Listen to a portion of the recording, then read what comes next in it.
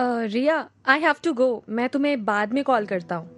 ये बोल अविन तो निकल गया था, पर रिया उसके अचानक चले जाने से परेशान हो गई थी। उसे जैसे कुछ समझ ही नहीं आया था कि अभी ये अचानक क्या हुआ। वो मन ही मन बोली, बड़ा अजीब इंसान है, जाते जाते मुझे देखा तक नहीं। तभी रिया के ठीक पीछे बैठे सिंह ने उससे कहा, स्पेशल वीआईपी टिकट्स होने के बावजूद तुम्हारा वो क्लासमेट तो एग्जीबिशन शुरू होने से पहले ही चला गया। सनकी है क्या वो? रिया ने सिंह को खा जाने वाली नजरों से घूरा और बोली, it's none of your business mister Singh. Singh Riya का ये एटीट्यूड देखकर मन ही मन बोला, इस लड़की का ये घमंड तो तोड़ना ही पड़ेगा। मिस नेगी, मेरे साथ तुम्हें काम करना है तो तुम्हें मेरी बनकर रहना होगा। रिया ने सिंह के चेहरे के एक्सप्रेशंस नोटिस किए। वो जब भी उसे ऐसे देख रहा था, उसे कुछ अजीब सा फील हो रहा था। वो मन ही मन बोली, इस आदमी का कुछ तो करना पड़ेगा, इसकी नजर बहुत खराब है।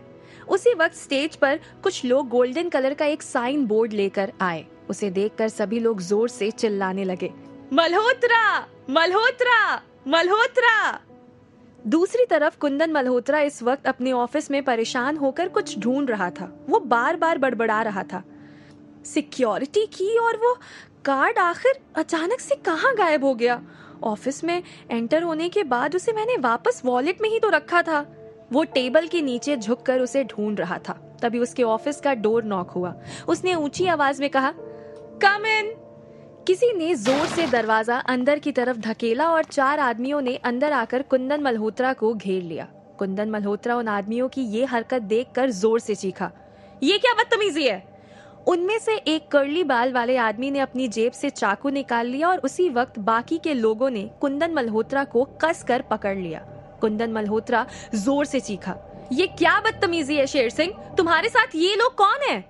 शेर सिंह ने आगे बढ़कर चाकू की नोक कुंदन मल्होत्रा के गले पर रख दी। वो जोर से हंसा और बोला, कुंदन सर, आपने इनको पहचाना नहीं? ये आपके ही बॉडीगार्ड हैं। तभी कुंदन ने अपना सीधा पैर ऊपर उठाया। वो शेर सिंह पर वार करने ही जा रहा था कि उन आदमियों ने उसे पकड़कर जबरदस्ती से कुर्सी पर बिठा दिया। कुंदन जोर से चीखा, शेर सिंह! शेर सिंह ने आगे बढ़कर कुंदन के शर्ट का कॉलर पकड़ लिया और जोर से बोला, यहाँ तुम्हारी आवाज सुनने वाला कोई नहीं है कुंदन सर, इसीलिए चिल्लाने से कोई फायदा नहीं। कुंदन ने खा जाने वाली नजरों से शेर सिंह को घूरा और उसे गाली दी, यू बास्टर्ड, तूने मेरे साथ धोखा किया, मैं तुझे जान से मार डालूंगा। कुंदन की धमकी सुनकर शेर सिंह जोर से हंस दिया। उसने कुंदन के गले पर चाकू रख दिया और बोला, पहले अपनी जान तो बचा ले कुंदन मल्होत्रा। कुंदन ने शेर सिंह को घूरते हुए उसे कहा, तुझ पर आंख बंद कर विश्वास किया था मैंने। कौन है ये लोग और क्या चाहते हो तुम सब मुझसे? शेर सिंह ने कुंदन की ये बात सुनकर बाकी के आदमियों से कहा, अब की ना समझदारी वाली बात, छोड़ दो इसे। जैसे ही उन आदमियों ने कुंदन को छोड़ा तो उसने सबसे पहले अपनी शर्ट का कॉलर ठीक किया। शेर सिंह कुंदन के सामने चेयर लेकर बैठ गया।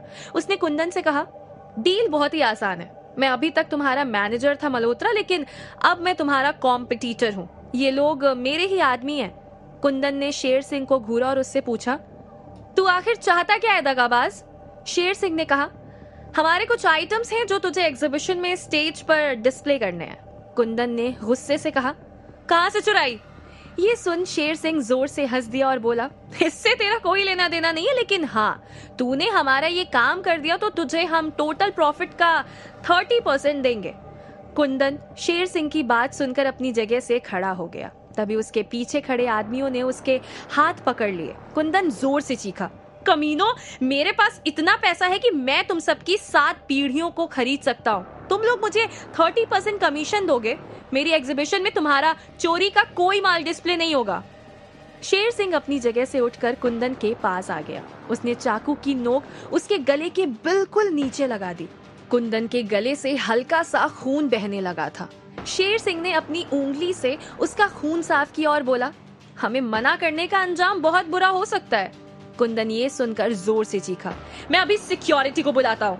शेर सिंह कुंदन की ये बात सुनकर उसे देखकर हंसने लगा। कुंदन ने गहरी सांस छोड़ी तो शेर सिंह ने उसे कहा, तेरे सारे सिक्योरिटी वाले मेरे ही आदमी हैं, कुछ नहीं होगा, बुला ले उनको भी, मेरा काम और भी आसान हो जाएगा।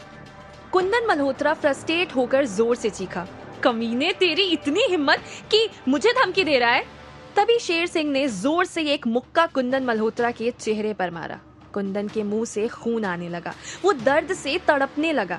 शेर सिंह जोर से चिल्लाया, गाली देता है साला, आखिरी बार कह रहा हूँ मल्होत्रा तुझे, हमारा काम कर दे वरना तेरी लाश तक का किसी को पता नहीं चलेगा।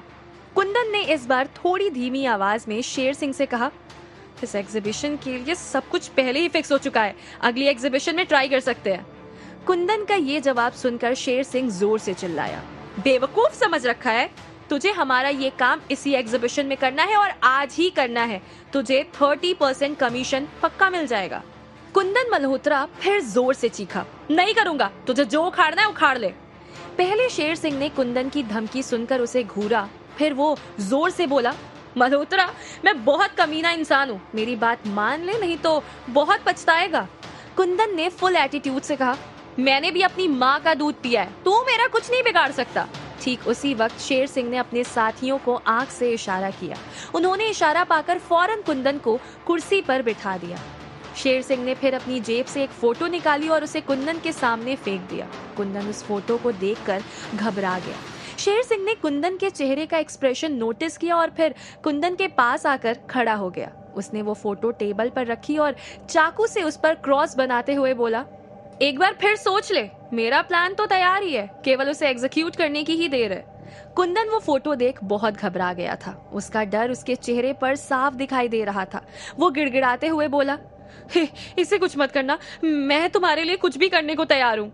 उसी वक्त अविन टीना के साथ कुंदन मल्होत्रा के ऑफिस की बिल्डिंग में एंटर हो चुका था। टीना के साथ चलते हुए उसने कहा, कमाल है, ये कुंदन मल्होत्रा इतना बड़ा आदमी लेकिन इसके ऑफिस के आसपास कोई सिक्योरिटी गार्ड ही नहीं है। टीना ने अविन से कहा, उसे इसकी जरूरत भी नहीं है, उसने अपना पूरा सिक्योरिटी सिस्टम ऑटोमेट कर रखा है, उसकी मर्जी के बिना कोई भी उसके ऑफिस के अंदर एंटर नहीं हो सकता। टीना की बात सुनकर अविन रुक गया। उसने टीना से पूछा, तो हम उसके ऑफिस में कैसे एंटर होंगे? टीना ने अविन से कहा, डोंट वरी, तुम जब अभी वॉशरूम गए थे तब मैंने डैड को कॉल कर दिया था, डैड के साथ उसके अच्छे टर्म्स हैं, अब तक तो उन्होंने उससे बात भी कर ली होगी, हमें अंदर जाने में कोई प्रॉब्लम नहीं होगी। टीना की बात सुनकर अविन ने कहा, तुम्हारे डैड के कुंदन मल्होत्रा के साथ इतने अच्छे टर्म्स हैं, तो फिर तुम टिकट्स के लिए अपने मैनेजर पर क्यों गर्म हो रही थी? तुमने अपने डैड से ही बात कर ली होती तो वो बेचारा मैनेजर तुम्हारी डांट खाने से तो बच जाता। टीना अविन की बात पर हंस दी और बोली, ये उसका काम है और उसे ही सूट करता है, डैड को इतनी छोटी छोटी बातों के लिए परेशान करना मुझे अच्छा नहीं लगता। तभी वो लोग एक बड़े से दरवाजे के पास आकर रुक गए। अविन ने दरवाजे को धक्का दिया पर वो नहीं खुला। उसने टीना की तरफ देख कहा, ये तो लॉक है, अब क्या करे? टीना ने गहरी सांस ली और बोली, लगता है डैड ने कुंदन मल्होत्रा से बात नहीं की, let me check with him.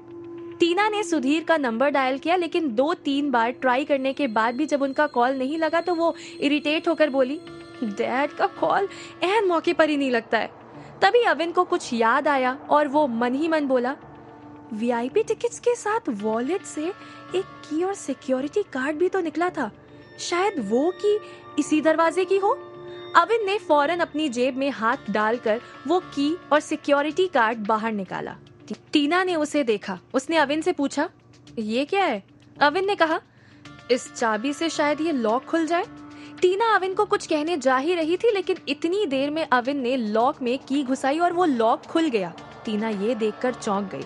उसने अविन से कहा, तुम इंसान हो या मजिशियन? अविन हंस दिया और बोला, तुम जो समझो।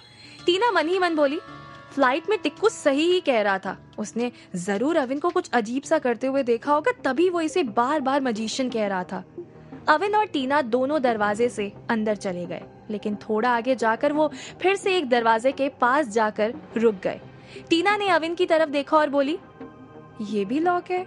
मजिशियन अविन देसाई, अब इसे कैसे ओपन करोगे? इसका लॉक तो कंप्यूटराइज्ड कार्ड सिस्टम वाला है। अविन टीना को देखकर मुस्कुरा दिया। उसने टीना से कहा, ये भी हो जाएगा। टीना ने हैरानी से पूछा, ये भी हो जाएगा? मतलब तुम्हारे पास इसकी सिक्योरिटी की भी है? अविन ने कहा, हाँ। टीना बुरी तरह से चौंक गई। वो बोली, ये कैसे पॉसिबल है अविन? मुझे सच सच बताओ, तुम कौन हो? अविन हंस दिया। उसने टीना से कहा, तुम्हारी तरह एक इंसान ही हूँ। नहीं, टीना ने कहा, तुम कोई नॉर्मल इंसान नहीं हो। फ्लाइट में तुम मेरे लिए इनहेलर लेकर आ गए।